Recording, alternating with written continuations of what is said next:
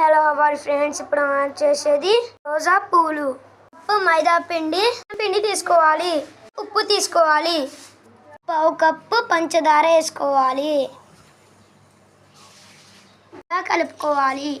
కొంచెం కొంచెం water add చేసుకోవాలి. ఈ విధంగా చిక్కగా కలుపుకోవాలి.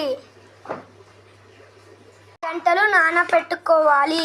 2 గంటలు పక్కన పెట్టిన తర్వాత పిండిని ఈ విధంగా మంచిగా కలుపుకోవాలి. ఈ విధంగా ఉంటుంది గులాబీ పూల కడ్డీ. దీనిని నూనెలో ముంచి బాగా వేడి చేసుకోవాలి. అయిన తర్వాత ఈ విధంగా గులాబీ పూల కడ్డీని ముంచాలి. తర్వాత కడాయిలో పెట్టాలి. ఇలా వచ్చే వరకు తీయాలి. అది టేస్టీ గులాబీ పూలు.